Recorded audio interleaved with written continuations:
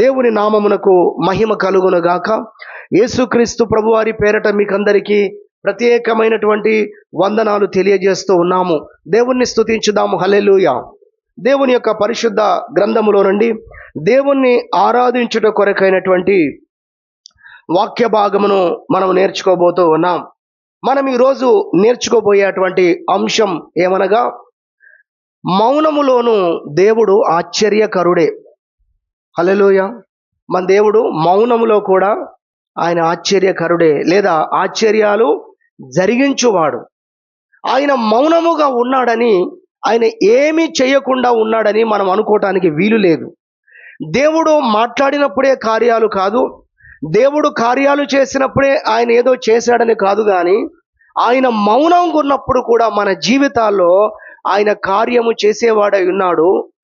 దేవుని మౌనం కూడా మన జీవితంలో చేసే కార్యాలు ఉంటాయి. హల్లెలూయా. దేవుడు మౌనంగా ఉన్న సమయంలో కూడా మన జీవితంలో ఆయన కార్యాలు చేయకుండా ఉండలేదు, కానీ కార్యాలు చేయకుండా లేడు, కానీ అప్పుడు కూడా దేవుడు మన జీవితంలో ఆయన మౌనము ద్వారా కూడా ఆయన కార్యాలు నిర్వహిస్తున్నాడు. ఎంతమందికి అర్థమైంది? హల్లెలూయా. టైటిల్ అర్థమైతే మీరు వింటున్నంత మీకు అర్థమవుతుంది. దీని మీద ఈరోజు వాక్యం బిల్డింగ్ కట్టబడుతుంది. హల్లెలూయా.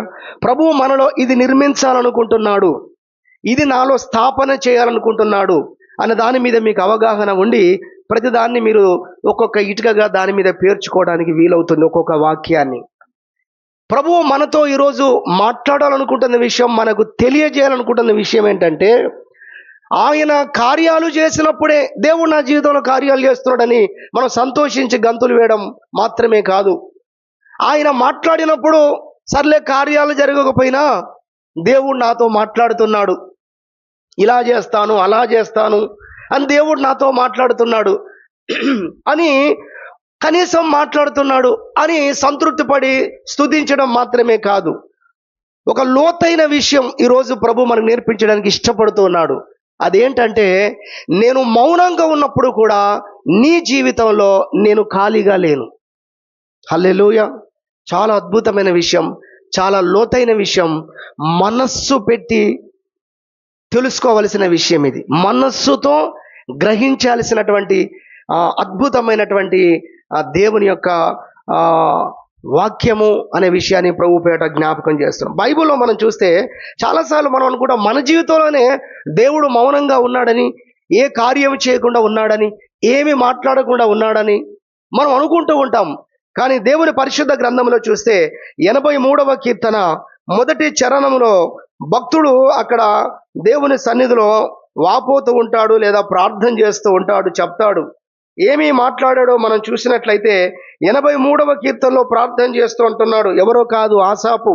83వ కీర్తన మొదటి చరణం, దేవా ఊరకుండకుము, దేవా మౌనముగా ఉండకుము, ఊరకుండకుము, నీ శత్రువులు అల్లరి చేయుచున్నారు, నిన్ను ద్వేషించువారు తల ఎత్తి ఉన్నారు, నీ ప్రజల మీద వారు కపటోపాయములు పన్నుచున్నారు, నీ మరుగుజొచ్చిన వారి మీద ఆలోచన చేయుచున్నారు.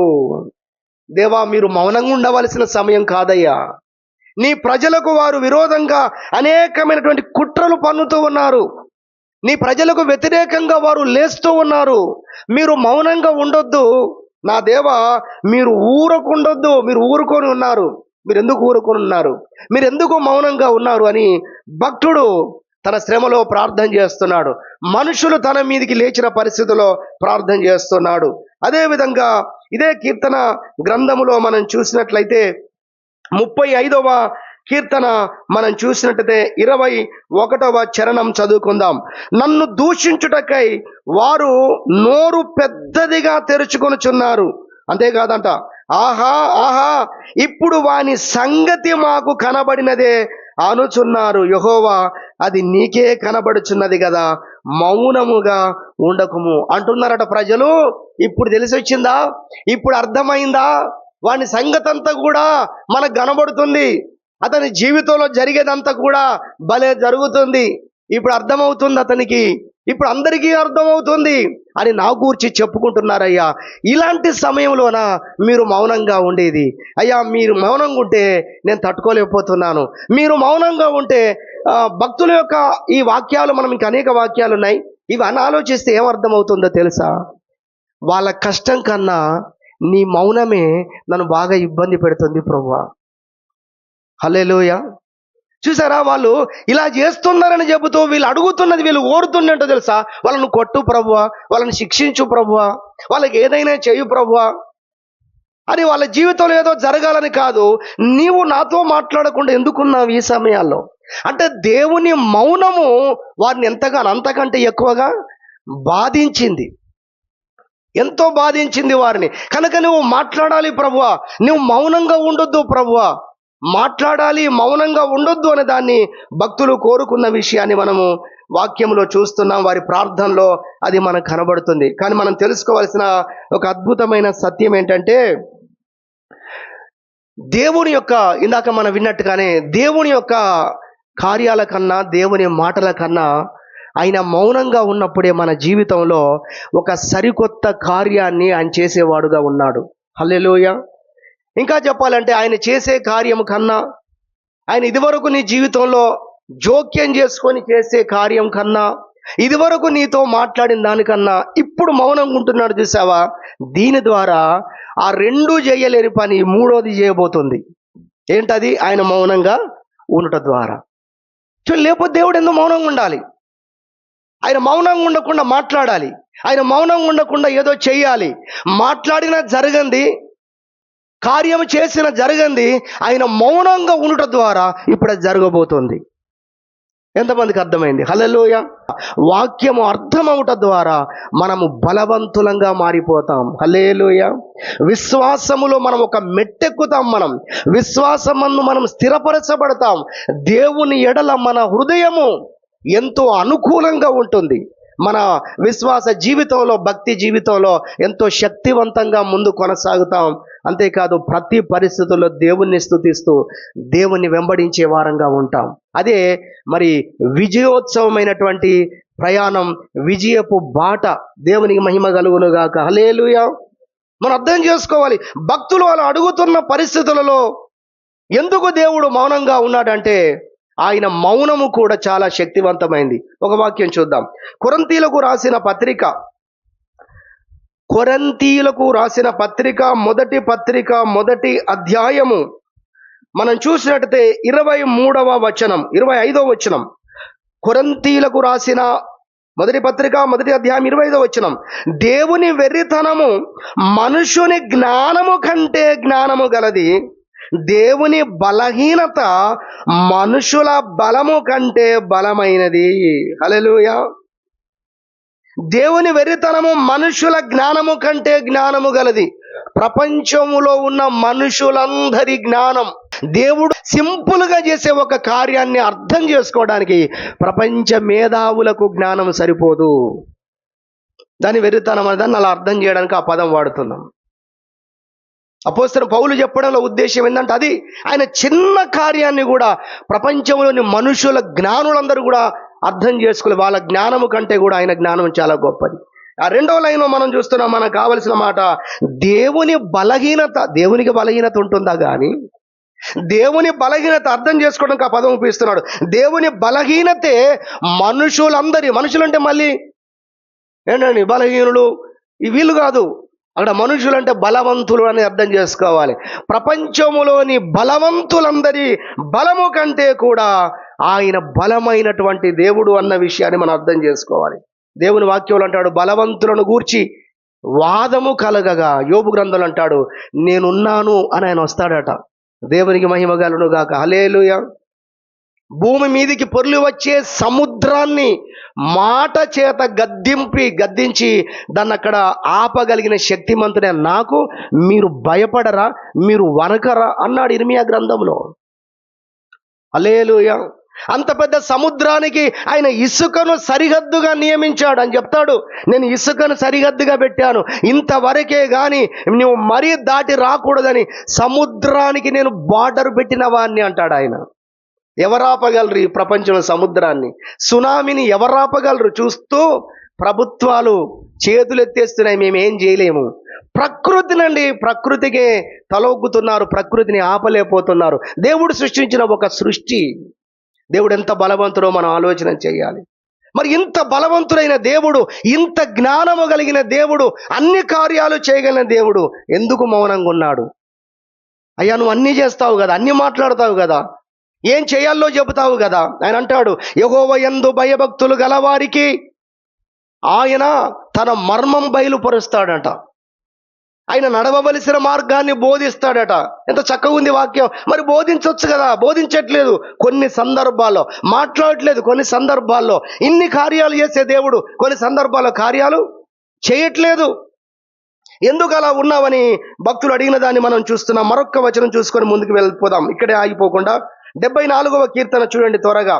74వ కీర్తన మనము చూసినట్లయితే ఇక్కడ కొన్ని విషయాలు దేవుని వాక్యములో మనము చూద్దాం. 74వ కీర్తన 11వ వచనం. నీ హస్తమును, నీ దక్షిణ హస్తమును నీవెందుకు ముడుచుకొని ఉన్నావు? అంటే చేతులు కట్టుకొని ఉన్నాడు దేవుడు. ఇలా ఏం జరుగుతుందో చూద్దాం. దేవుడు చేతులు కట్టుకొని ఉన్నాడు. ముడుచుకొని ఉన్నాడంటే ఇలా ముడుచుకున్నాడని కాదు, చేతులు కట్టుకొని ఉన్నాడు. నువ్వెందుకు ఆ విధంగా మరి ముడుచుకొని ఉన్నావు? నీ హస్తమును, నీ రొమ్ములో నుండి దాన్ని తీసి వారిని నిర్మూలము చేయము. అందుకే చెప్పాను ఆయన చేతులు కట్టుకొని ఉన్నాడని. ఆయన గుండె మీద ఆయన చేయుందన్నమాట, అర్థం కావడానికి. ఇలా పెట్టుకొని ఉన్నాడు అన్నమాట. తర్వాత క్రిందికి మనం చదివినట్లయితే ఆయన అంటాడు, దేశములో మహారక్షణ కలగజేయువాడు ఆయనే కదా అని చెబుతూ మళ్ళీ ప్రభుతో అంటాడు, నీ బలము చేత సముద్రమును పాయలు చేసిన వాడివి నువ్వేమైనా మామూలు వ్యక్తివా? అసమానమైనటువంటి దేవుడివి. నీతో ఎవరిని పోల్చగలమయ్యా?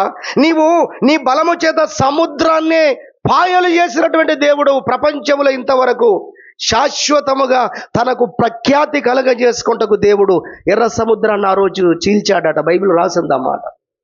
అంటే లైఫ్ లాంగ్ రికార్డ్ అన్నమాట. హల్లెలూయా. బైబిల్ ఉన్నది. శాశ్వతముగా తనకు ప్రఖ్యాతి కలగజేసుకొనుటకు ఎర్ర సముద్రమును చీల్చి తన జనులను పోనిచ్చిన వాడు ఏడి అని రాసింది బైబిల్లో. మరి అలాంటి కార్యాలు చేసిన దేవుడివి నీవు.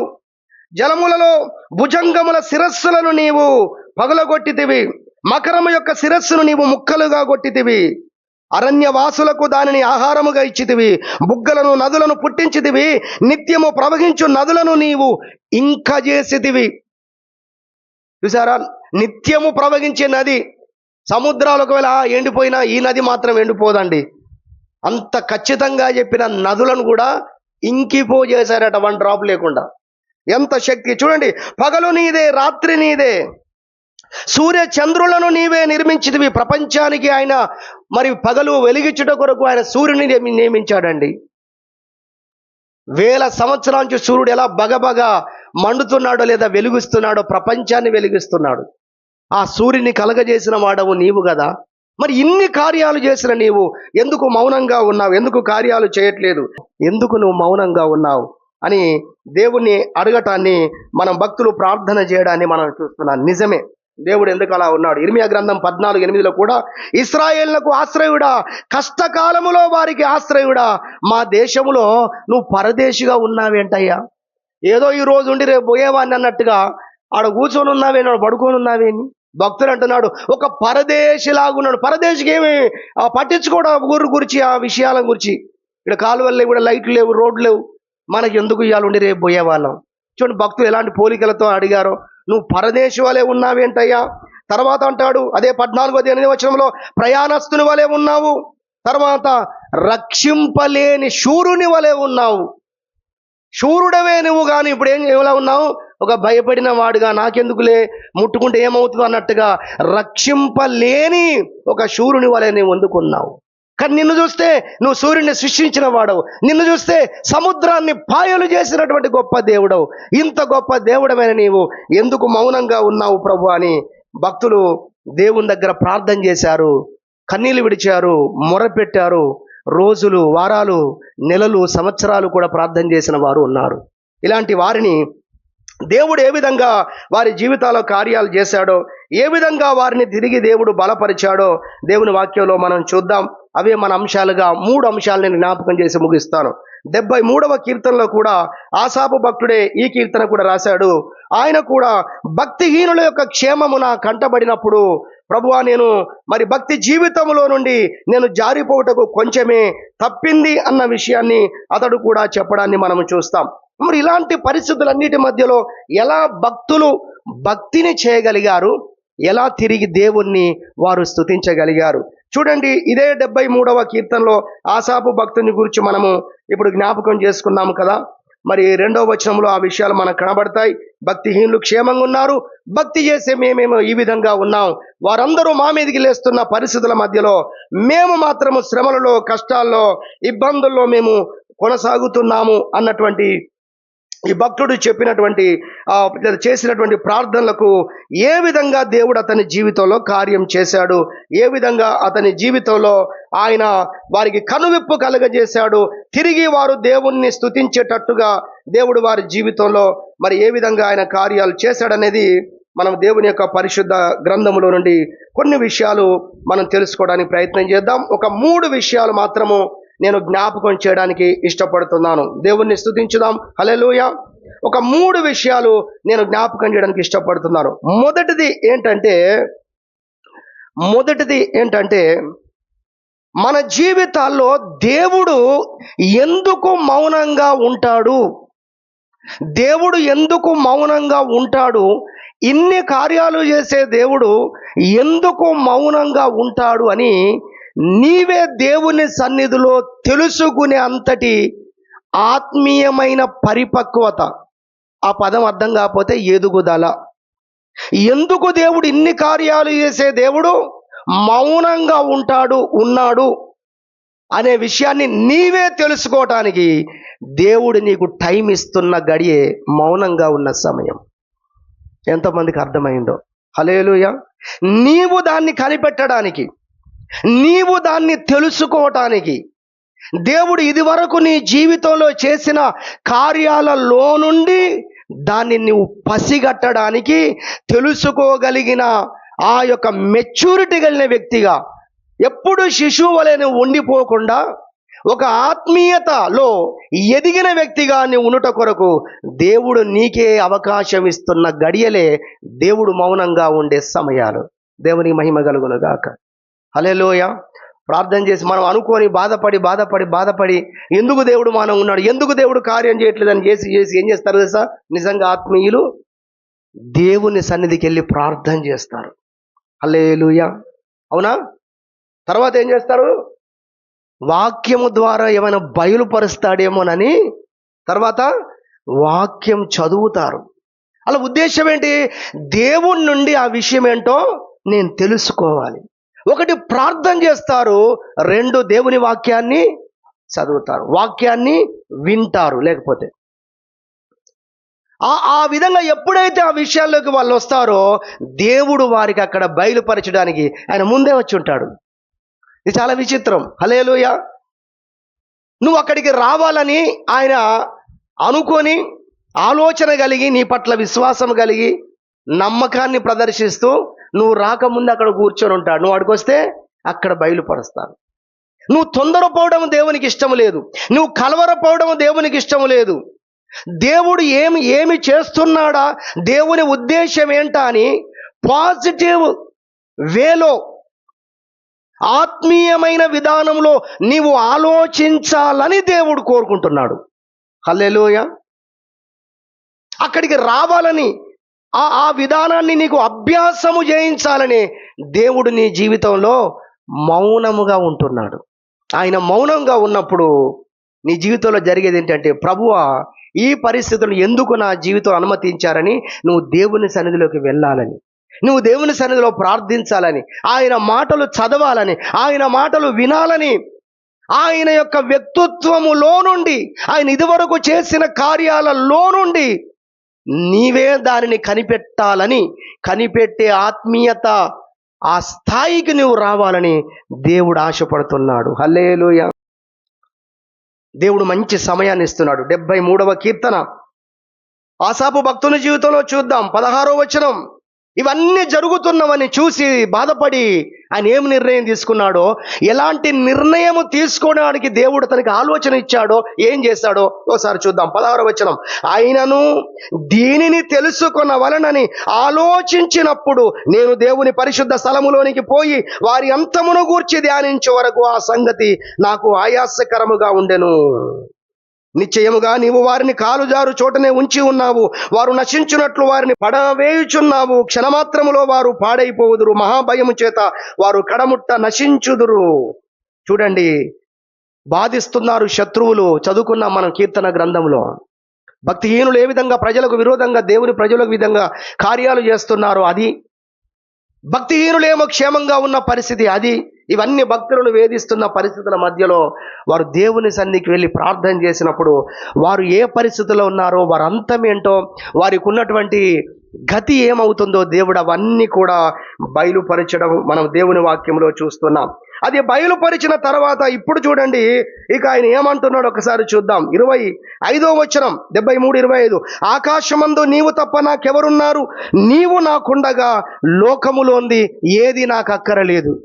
ఏదో లేదని బాధపడ్డాను ఇంతవరకు, ఏదో కాలేదు జరగలేదని బాధపడ్డాను ఇంతవరకు, కానీ ప్రభువా నీవు నాకున్నావు, అది ఎంత గొప్ప సంగతో, నా జీవితాన్ని ఏ విధంగా మలుస్తావో, ఆశీర్వదిస్తావో, దీవిస్తావో, దాని అంతము ఎంత వైభవంగా ఉండబోతుందో, తరిగిపోని ఆశీర్వాదంగా ఉండబోతుందో, అవన్నీ కూడా దేవుడు అక్కడ బయలుపరిచిన తర్వాత ఇప్పుడు అంటున్నాడు, ఆ భక్తులు పాట పాడినట్టు, నీవుంటే నాకు చాలు యేసయ్యా, నీ వెంటే నేను ఉంటాను యేసయ్యా.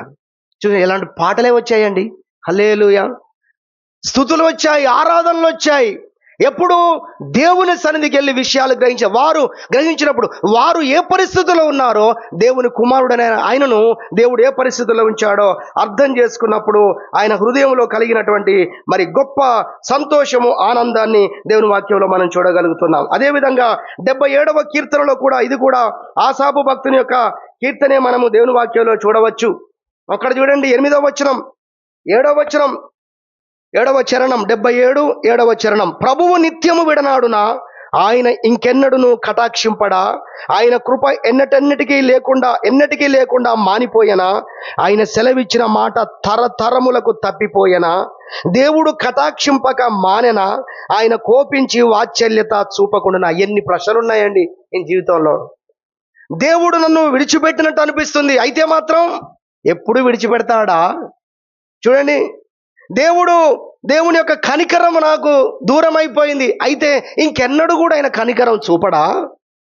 దేవుని యొక్క కృప నా పట్ల చూపడం మానేశాడు, అయితే ఆయన ఎన్నటికీ చూపకుండా మానివేసేశాడా? ఆయన మాట పోయిన సంవత్సరం నెరవేరలేదు, ఆయన చేసిన వాగ్దానం, అయితే ఎప్పటికీ నెరవేరకుండా ఉంటుంది ఆయన చేసిన వాగ్దానం. ఆయన సెలవిచ్చిన మాట తరతరములకు తప్పిపోతుందా? ఒకవేళ నేను తప్పు చేశాను కావచ్చు, ఆయన నన్ను కొట్టాడు, గద్దించాడు, కోపించాడు, అయితే తిరిగి వాత్సల్యత చూపకుండా ఉంటాడా? ఇవన్నీ ప్రశ్నలు ఆయన మనసులో తిరుగుతున్నాయి. ఇవన్నీ తిరుగుతుండగా ఆయన దేవుని సన్నిధిలో ఆలోచన చేసినప్పుడు ఆయన ఎలాంటి అద్భుతమైన గ్రహింపు పొందాడో చూడండి. 11వ వచనం. యెహోవా చేసిన కార్యములను, పూర్వము జరిగిన నీ ఆశ్చర్య కార్యములను ఇప్పుడు నేను మనస్సునకు తెచ్చుకొందును. ఏ గడియల మధ్యలో చూడండి, వాక్యంలో ఏ పరిస్థితుల మధ్యలో చూడండి, దేవుడు కృప చూపకుండా మానేశాడా? దేవుని వాగ్దానము ఎన్నటికీ కూడా ఇక నెరవేరదా అన్న పరిస్థితుల మధ్యలో భక్తుడు ఏం చేస్తున్నాడో తెలుసా? నేను ఇది వరకు జరిగిన కార్యాలను నా మనసులోకి, జ్ఞాపకములోకి తెచ్చుకొందును. ఆ ఆలోచనలోకి దేవుడు అతన్ని నడిపించటానికే సమయం ఇచ్చాడు ప్రభు. హల్లెలూయా. నేను నమ్మిన దేవుడు ఎట్టివాడు, ఆయన ఇదివరకు నా జీవితంలో ఎలాంటి కార్యాలు చేశాడు అనేది ఇప్పుడు ఈయన ఆలోచిస్తారట. ఇలా ఆలోచించడానికే కదా ఆయన ఆపింది. ఆయన మాట్లాడితే ఈయన ఈ పని చేసేవాడు కాదు, ఆయన కార్యం చేస్తే ఈ పనినా చేసేవాడు కాదు. ఇప్పుడు అంటున్నాడు 11వ వచనంలో, యెహోవా ఇదివరకు చేసిన కార్యములను, జరిగిన ఆశ్చర్య క్రియలను ఇప్పుడు నా మనసునకు తెచ్చుకుంటాను. 12, నీ కార్యమంతయు ఇప్పుడు నేను ధ్యానించుకొందును. హల్లెలూయా. నా దేవుడు ఎలాంటి వాడో, నా దేవుడు ఎలాంటి కార్యాలు చేసేవాడో, ఇదివరకు ఆయన ఏ విధంగా కార్యాలు చేశాడో అవన్నీ ఏం చేస్తాను, ఇప్పుడు జ్ఞాపకం తెచ్చుకుంటాను. ఎందుకు ఈ పరిస్థితులకు వచ్చాడు?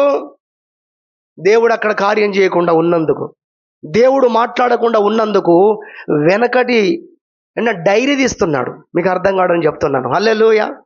అద్భుతాల డైరీ తీస్తున్నాడు. దేవుని ప్రేమపూర్వకమైన కార్యాల గ్రంథాన్ని తెరుస్తున్నాడు.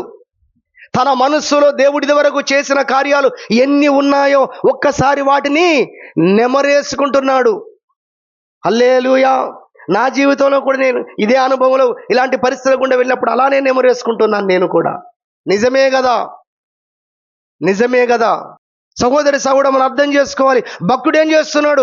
వెనుకకు జరిగిన కార్యాలు, దేవుడు చేసిన కార్యాలన్నీ కూడా జ్ఞాపకం చేసుకోవడానికి మనం చూస్తున్నాం. కాబట్టి ఆ అవకాశాన్ని దేవుడు కల్పించాడు ఆసాపుకు. ఇప్పుడు మనం వింటున్నాము, నీకు కల్పిస్తున్నాడు దేవుడు. ఒక్కసారి నీ దేవుడు నిన్ను ఎలా కాపాడాడో, ఎలా నిన్ను రక్షించాడో, ఎలా నిన్ను ఆదరించాడో అవన్నీ నువ్వు జ్ఞాపకం చేసుకొని నువ్వు దేవుని యందు నిలబడటానికి, కృతజ్ఞత గలవాడిగా ఉండడానికి, విశ్వాసంలో స్థిరపడడానికి. లేకపోతే కార్యాలు చేస్తూనే ఉంటాడు, అవన్నీ పొందుకుంటూ ఉంటావు, మళ్ళీ ప్లేట్ పట్టుకొని ఇప్పటి వరకు ఏం పెట్టలేదు దేవుడు అన్నట్టు అన్నం పెట్టవా దేవా అంటావు నీవు. ఇశ్రాయేలు అలానే ఉండిపోయారు. వాళ్ళు ఏమన్నారో తెలుసా? అడవిలో ప్రభువా, లేదా మోషేతో అంటున్నాడు, ఈ అరణ్యములో దేవుడు మాకు ఆహారం పెట్టగలడా? మాంసం ఇవ్వగలడా?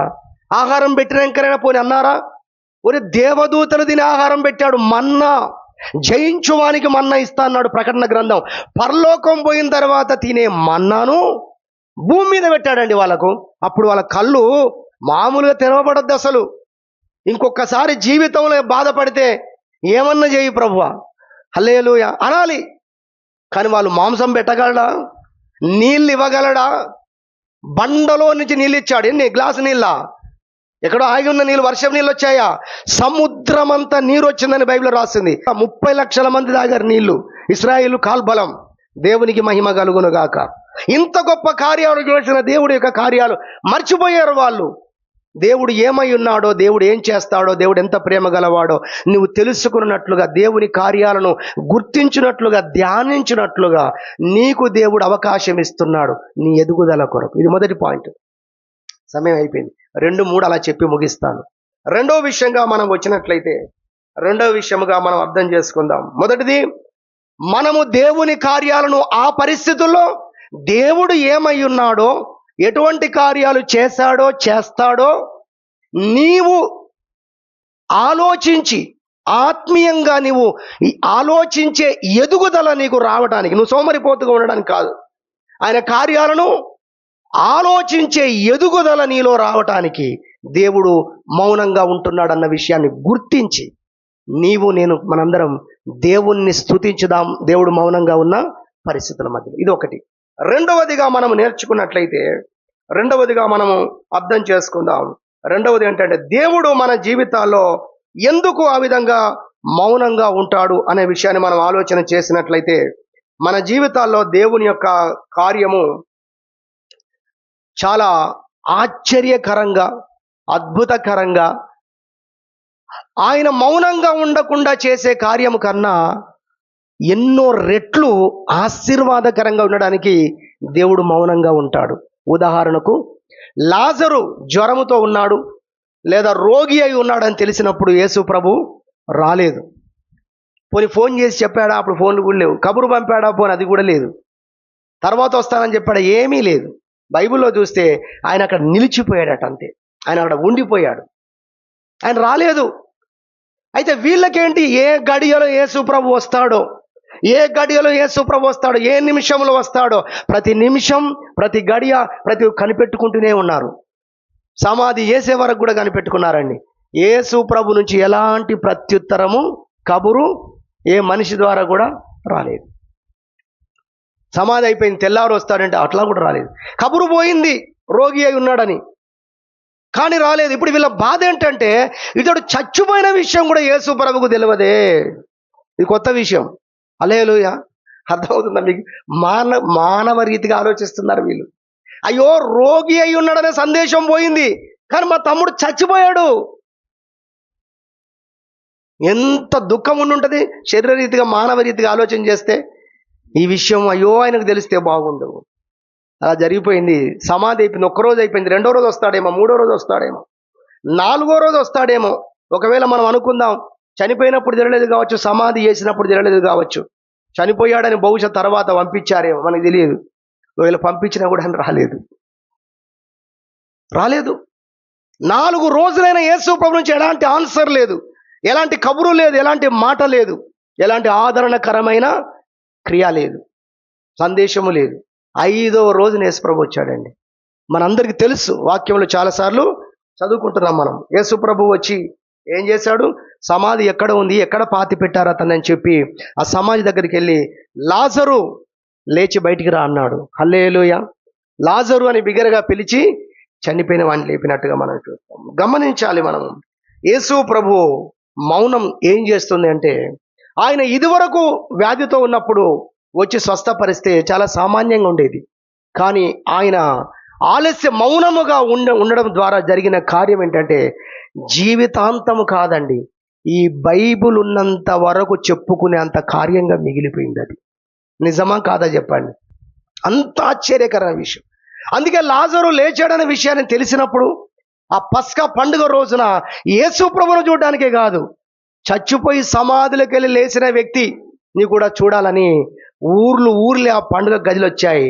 మొత్తం పట్టణం అంతా కిక్కిరిసిపోయిందండి ఆ రోజు. దేవునికి మహిమ కలుగును గాక.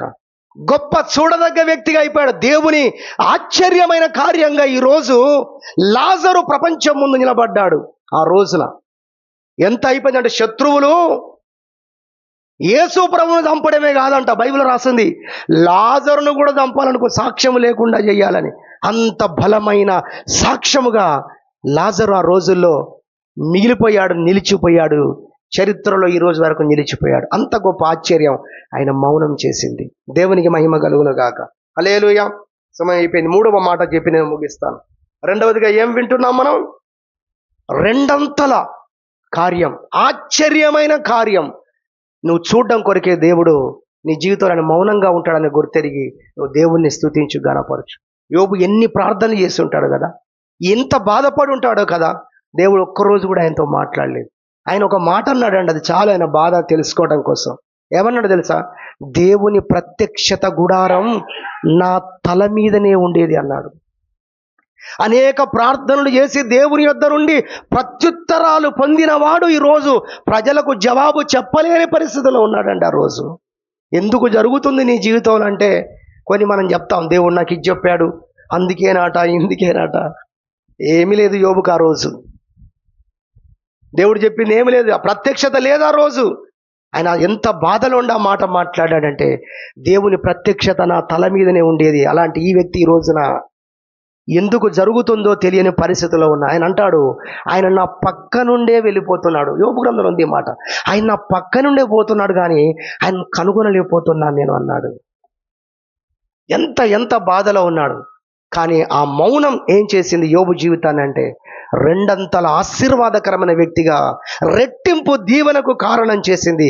ఈరోజు యోబు గురించి కూడా ప్రపంచమంతా చెప్పుకునేటట్టుగా యోబు గ్రంథమే ఏంటండి, ఒక వ్యక్తి యొక్క జీవితం, ఒక వచనం, ఒక పేజీ కాదండి, ఒక గ్రంథమే యోబు గ్రంథం అని ఈరోజు పరిశుద్ధ గ్రంథములో అది కట్టబడింది, అది పెట్టబడింది. అంటే నిజంగా యోబు జీవితం ఎంత ధన్యమైపోయింది.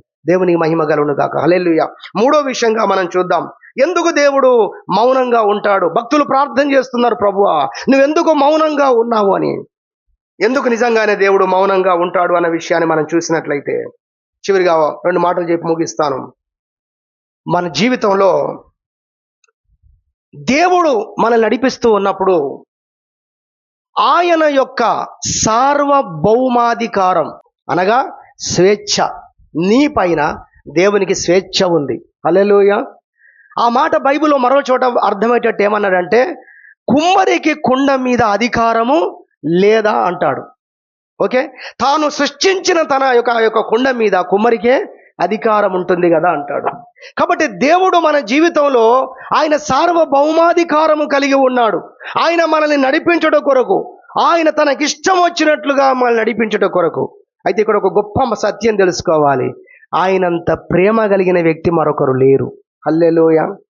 ఇష్టం వచ్చినటువంటి ఆ పదం మీకు మరి వేరేలా పోతుందేమో, అందుకే నేను ఇక్కడ ఆపి చెప్తున్నాను. ఆయన ఏ రకంగా ఇష్టం వచ్చినట్టుగా నేను నడిపించిన కేవలం మేలు మాత్రమే ఉంటుంది అందులో. హల్లెలూయా. ఆయన నిన్ను కూర్చోబెట్టినా, ఆయన నిన్ను పరిగెత్తించినా, ఏమి చేసినా కేవలము నీ మేలు కోరే ఆయన చేస్తాడు. ఈ స్వేచ్ఛ ఆయనకుంది, కానీ ప్రజలు గుర్తించలేదు దీన్ని. అయితే దేవుడు మౌనముగా మన జీవితంలో ఉండి ఏం చేస్తున్నాడంటే, నీవు ప్రార్థించి వాక్యం చదివి ఏ రకంగా కూడా జవాబు నీకు దొరకక నువ్వు కొనసాగుతున్న దినాల్లో నువ్వు ఎక్కడికి రావాలని దేవుడు చూస్తాడు తెలుసా? సరే ప్రభువా, నేను ఏం చేయగలను, నా కుటుంబం ఏం చేయగలదు, నా స్నేహితులు ఏం చేయగలరు, నీ చిత్తమునకు తండ్రి నేను అప్పగించుకుంటున్నాను. హల్లెలూయా. దేవుని యొక్క సార్వభౌమాధికారానికి, అనగా ఒక మాటలో ఆయన చిత్తానికి, ఈజీగా ఉంటుంది, ఆయన చిత్తానికి నిన్ను నీవు అప్పగించుకొని దేవుని చిత్తములో ఉన్న మేలును పొందడానికి దేవుడు మౌనంగా ఉన్నాడు. హల్లెలూయా. దేవునికి నిన్ను నీవు అప్పగించుకొనుట ద్వారా, దేవునికి నిన్ను నీవు ఇష్టపూర్తిగా అప్పగించుకొనుట ద్వారా నువ్వు దేవుని చిత్తమును చేసిన వ్యక్తి అవుతావు. దేవుని చిత్తము నీ జీవితంలో దేవుడు చేస్తున్నప్పుడు దాని ద్వారా నువ్వు ఎంత మేలు పొందబోతున్నావో, ఎంతో మేలు పొందబోడానికే దేవుడు మౌనంగా ఉన్నాడు. హల్లెలూయా. ఆయన మౌనంగా ఉండటం ద్వారా దేవుని చిత్తానికి నువ్వు అప్పగించుకుంటావు. నువ్వు దేవుని చిత్తానికి అప్పగించుకోవడం ద్వారా నీ జీవితంలో నువ్వు ఊహించలేనటువంటి మేలులను నీ జీవితంలో నువ్వు పొందబోతున్నావు. దేవునికి మహిమ కలుగును గాక. నేను ముగిస్తున్నాను. హెబ్రీ పత్రిక 10:36లో ఓ మంచి మాట రాయబడింది చూడండి. హెబ్రీ పత్రిక 10వ అధ్యాయము 36వ వచనము మనము చూడగలిగినట్లయితే ఒక అద్భుతమైనటువంటి మాట దేవుని పరిశుద్ధ గ్రంథంలో రాయబడింది. తీసిన వరకు ఒకసారి చదవండి. 10వ అధ్యాయము 36వ వచనము. మీరు దేవుని చిత్తమును నెరవేర్చిన వారై వాగ్దానము పొందు నిమిత్తము మీకు ఓరిమి అవసరమైనది. దేవుడు మీకు ఓరిమి అవసరమైనది అనే మాట చెప్తున్నాడు. అనగా ఓర్పులో దేవుడు నిన్ను కొనసాగిస్తున్నాడు. ఎందుకు? మీరు దేవుని చిత్తాన్ని నెరవేర్చిన వారుగా ఉండాలంటే, ఇప్పుడు దేవుని చిత్తం ఏంటి? నువ్వు మౌనంగా ఉండటం దేవుని చిత్తం. ఆయన ఏదో చేస్తున్నాడు, నువ్వు మౌనంగా ఉండాలి. మీరు దేవుని చిత్తమును నెరవేర్చిన వారై, అనగా దేవుని చిత్తము మీ జీవితములో నెరవేరునట్లు మీకు ఓరిమి అవసరమైనది. మీరు ఓర్చుకుంటూ ఉండాలి. అలా ఉండటానికి దేవుడు ఏం చేస్తున్నాడు? నీతో ఏమి మాట్లాడకుండా ఉంటున్నాడు. ఆ సమయంలో నువ్వు ఓర్చుకోలేవు అసలు నిజానికి, కానీ అంటున్నాడు దేవుని చిత్తం నీలో జరిగేటట్టుగా నువ్వు ఈ సమయంలో ఓరిమి కలిగి ఉండాలి. దేవుడు అలాంటి పరిస్థితుల్లోకి మనల్ని నడిపిస్తున్నాడు. ఆయన చిత్తము మన జీవితంలో నెరవేర్చబడే సమయం అది. దేవుడు మౌనంగా ఉన్న సమయం, ఆయన అనుకున్నది నీ జీవితంలో చేసే సమయం. నువ్వు తొందరపడ్డావో, నువ్వు ముందుకు వెళ్ళావో, ఏదైనా చేసావో అంత డిస్టర్బ్ అయిపోతుంది. ఆయన మౌనంగా ఉండే సమయంలో ఆయన చిత్తాన్ని జరిగిస్తున్నాడు నీ లోపల. ఆ గడియలో నీకు ఓరిమి కావాలి, నువ్వు స్తుతిస్తూ ఉండాలి. ప్రభువా, నా మీదున్న నీకున్న స్వేచ్ఛ కొరకై స్తోత్రం. నిజమే కదా, నన్ను సృష్టించిన వాడవు నీవు కదా అని నిన్ను నీవు దేవునికి అప్పగించుకొని ఓర్పుతో కృతజ్ఞతాస్తుతులు చెల్లించడమే నీ పని. అలా నీవు ఉంటే ఆయన చిత్తం మొత్తం నీ జీవితంలో నెరవేరుతుంది. హల్లెలూయా. ఎంత గొప్ప సంగతి దేవుని యొక్క వాక్యములోంచి. నిజంగా 3 విషయాలు దేవుని యొక్క వాక్యములో నుండి మనము పరిశుద్ధ గ్రంథంలోంచి మనం నేర్చుకున్నాము. ప్రతిదీ దేవుని యొక్క ప్రణాళికే, మేలు కొరకు మాత్రమే దేవుడు చేస్తాడు. ఆయన మౌనం, మనం మాట్లాడితే ఏదో జరుగుతుంది అనుకుంటాం, ఆయన మౌనంలో జరగాల్సిన అన్ని జరుగుతాయన్న విషయాన్ని గ్రహించి దేవుణ్ణి తెలుసుకునే జ్ఞానం, సమయం మనం ఇస్తాం, పరిపక్వత మనకు వస్తుంది ఆయన మౌనంగా ఉంటే. ఎందుకు ఇలా దేవుడు చేసి ఉంటాడని ప్రార్థిస్తావు, వాక్యం చదువుతావు నీవు. అదేవిధంగా 2 ఆశీర్వాదం పొందుకుంటావు. ఇది 2వ ఆశీర్వాదం. 3వదిగా దేవుడు మౌనంగా ఉన్నప్పుడు నీలో జరగాల్సింది జరుగుతుంది. దేవుని చిత్తం పరిపూర్ణంగా నీలో నెరవేరి ఒక గొప్ప వ్యక్తిగా ఈ ప్రపంచంలో ఒక యోబు వలనో, ఒక ఏలియా వలన, ఒక ఎలీషా వలన, ఒక పేతురు వలనో నీకు కూడా ఒక రికార్డు దేవుడు ఇవ్వాలనుకుంటున్నాడు. ఇవన్నీ గుర్తించి దేవుని స్తుతించుదాం. ఆయన మౌనంలో కూడా ఆశ్చర్యకరుడని ప్రభువుకు కృతజ్ఞతలు చెబుదాం. దేవుడు ఈ వాక్యాన్ని దీవించును గాక.